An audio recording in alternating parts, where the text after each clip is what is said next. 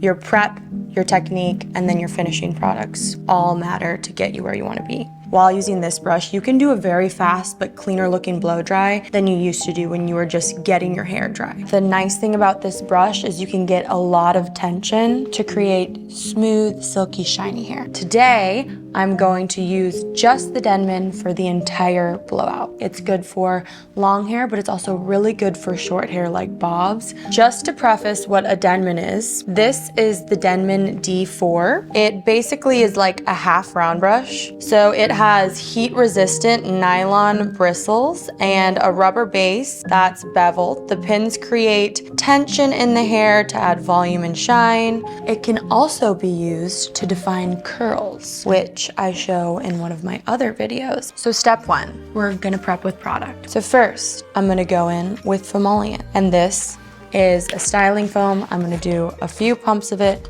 put it roots to ends, rub it around in my hands, start up here, get it up at the roots. This is just gonna help us hold on to a little bit of the volume we create in there, as well as hang on to any movement and even smoothness in the hair as the day goes on. Take a little more and kind of scrunch it into my ends to just get that extra hold. So roots all the way to the ends with this product. And get it nice up at the crown and in the front of my face where I really want it to hold. Now we need a humidity defense because it's super humid in Georgia and I need my hair to stay smooth and silky, or at least not blow up and get fluffy and frizzy. I'm gonna rub that around in my hands. Start at the ends with this one, scrunch it in a little, and then rake it through the bottom. This is essential for me in the summertime. No matter how much volume and body I want, if I want to have the right kind of volume and body and not just frizzy volume and body everywhere, I need this in my hair. I'm gonna take the teeny bit that's left on my fingers and just bring it through my hairline here, because my hairline does like to curl up when it's hot outside. So step two, we're gonna pre-dry and style all at the same time because we're using the same tool. Today we're gonna use the Dyson Supersonic. I'm gonna start with the nozzle off because I want a lot of airflow and to just get majority of the moisture out of my hair. I do have all of these products linked below for you if you wanna check them out. Okay, so I'm gonna take my Denman right away and I'm just gonna brush this hair over to the side. I like to hold my brush in my left hand and my dryer in my right hand. Some people might be the opposite, and so you might wanna start on your right side. Just feel it out, whatever works for you. I don't know if this is normal or not, I'm right-handed. So I start on the left side just because it's gonna be easiest for me to move from here over here. Again, with the tension situation, we're gonna start at the hairline for the pre-dry. We're going to go in and actually kind of brush everything forward a little bit and smooth the hair, but we're gonna go in with the bristles towards my scalp, and I'm actually going to kind of scoop the hair in here so you can see that it's real tight in the bristles there, and then I'm gonna pull down and forward, and you can see how, like I said earlier, it's getting a lot of tension on the hair, but it's also detangling and not getting stuck in the hair, which is just amazing and fun. So we're gonna work from the right all the way to the left, and then go in and start working back to our crown and do the rest of our roots. It's like we're moving up and around the head right here, and I'm using the brush to kind of section and get the hair out of the way that I've already gotten a bit dry, and then moving forward with the brush, combing down and forward, and then using this to get my next section, right?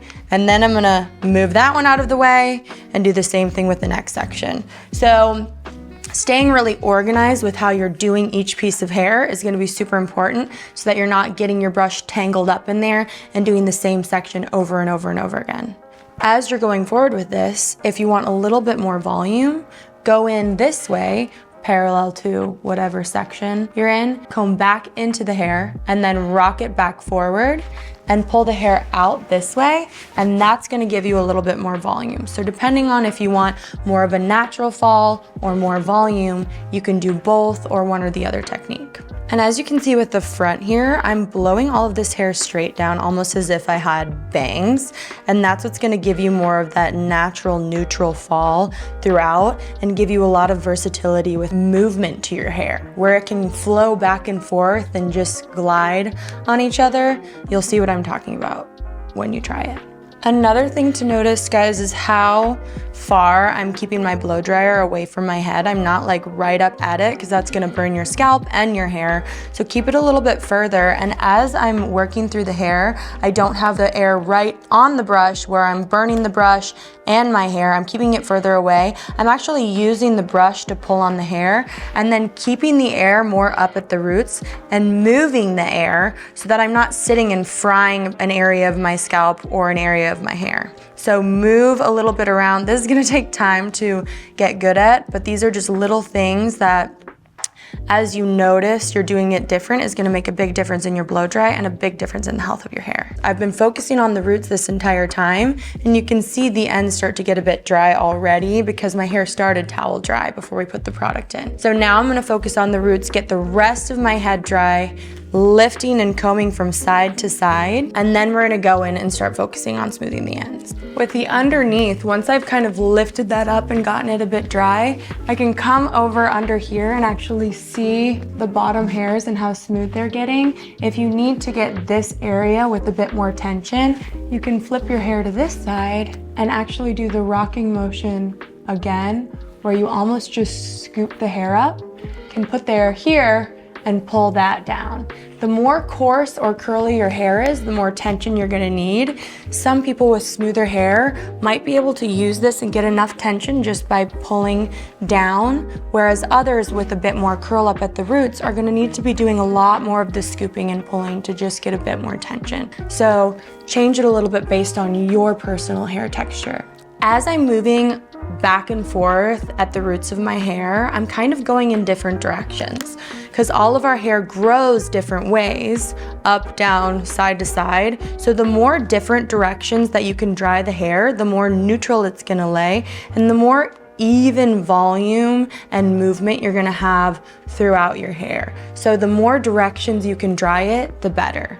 Just kind of get crazy with it while being organized. This is where the styling technique is gonna come in. Let's just at this point, when the roots are dry with a little bit of volume, go through and do our usual sectioning with the alligator clip. The little duckbill clips are a little bit harder, especially if you have coarser, thicker hair. To get all of that hair to stay in one spot, you really want a clip more like this so that you have this like flexible section here. It's going to go up and over like a big bun and hang on to it and kind of has claws for that. So that's why the alligator clips are important. Let's go like in your mohawk section here. Get that, stick your finger in the top, twist it around. The density of my hair right now, like the feeling of it, feels pretty thick just from getting a little bit of that body with the Denman as well as prepping my hair with the Fomollient. So having those products specifically to plump your hair a little bit, especially when you're doing more of like a messier blow dry like this, does make a big difference versus going in and doing this with nothing to hold your hair or give it the body and the finish that you want. So making sure to work from beginning to end towards whatever the end result is that you want, whether that be messy, whether that be more polished, whether it have longevity or not, is super important. Your prep, your technique, and then your finishing products all matter to get you where you want to be. So then let's do the next section, which is just gonna be ear to ear. We're gonna do the same thing, put our finger in, twirl around, use another alligator clip so we can just take a big section, plop that over the whole thing. And then I'm gonna split this in half so we can see what we're working with here. And we've got nice frizziness happening underneath. So now you're gonna really be able to see how I can take this and make it polished with the Denman very quickly and easily. So now to get this more polished, I'm gonna put on my concentrator, and that's gonna direct the air a lot more intentionally onto the brush. So we wanna be careful not to put too much heat on the brush in your hair so you don't burn it. All right, so I'm gonna start by just grabbing right up at the roots of the hair, turn the blow dryer on, place the air up at the top, and smooth down. There's still a little bit of frizziness in here, so something that you can do to polish that a bit more is we're actually gonna work the Denman kind of like we do a round brush, where once we get to the end, we're gonna turn it. And this is a bit complicated, but it's fun, so try it. Just like how I tell you not to turn the round brush at the top, we're gonna start by only turning the Denman at the bottom. Even when you're at the bottom too much, you can still get stuck in there. Better. Now, for my hair, that works pretty decent. If you have coarser, curlier hair, you might need to get in here and actually start it by scooping to get a lot more tension, yeah? When you're just placing the hair on the brush, you're not getting quite as much. When you're doing the scoop situation, you're getting a lot. Some people are gonna need that, some people won't. Try it out and let me know which one works for you. So again, I'm kind of going different directions in order to smooth the hair overall, but it's still like a little more on the full side, not like a flat ironed look, right? So this is the important part about actually polishing all the way to the ends. If you're focusing on the mids and the roots and getting through here, but then kind of pulling off the ends, they're gonna stay a lot more frizzy and full like this, versus when you get to the bottom, sitting on there. One of the reasons I like doing this, I think, is because I don't have to go through and section it so perfectly. I can just use my brush and kind of do the sections that I can see and like get it done, get a little bit of a flip in there, but it's just this soft, natural looking hair. On this side, you could see I was putting my left hand over my right and kind of guiding the brush down this way. And on each side, I was almost flipping the edges out a little bit so that I had a little bit of that bevel on the ends, but they all just lay nicely together. The last step, of course, is finishing with whatever finishing product that is. And this is where you're going to bring the look together, whether that be making it more polished or more tousled and natural. So I've got a couple different products that you can use. Let's go center part here. I'm gonna use some on one side and some on the other so you can see kind of the difference. It's a pretty smooth, clean look overall. And again, it's gonna look a little bit different depending on your hair type and texture. So you can go through, and if you're wanting a more polished look, you can use a serum or just a hairspray and kind of polish everything down and keep it looking just clean and nice. This is Air Control Hairspray. It's powdery and light. It's very light hold, but the more you put on, the more it builds and holds a bit more. But it's almost like a texture spray a little bit with a bit more hold. Now, on the other side, we've got Orbay Dry Texture Spray, and that one's actually going to give you a bit more texture. So adding this in is going to bring out a bit more of the tousled look, right? Where you can kind of make this a bit messier and bigger. Even though it's still polished, you've got more texture in there, yeah?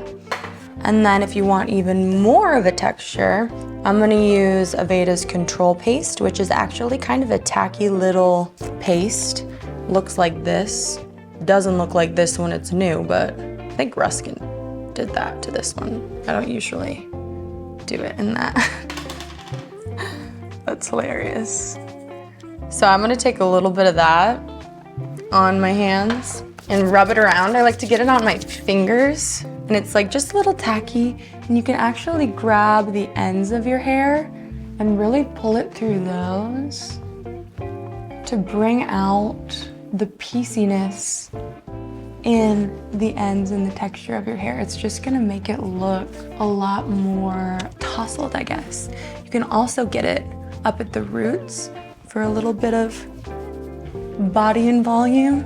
It polishes it while bringing out movement in the hair. So see how different that looks?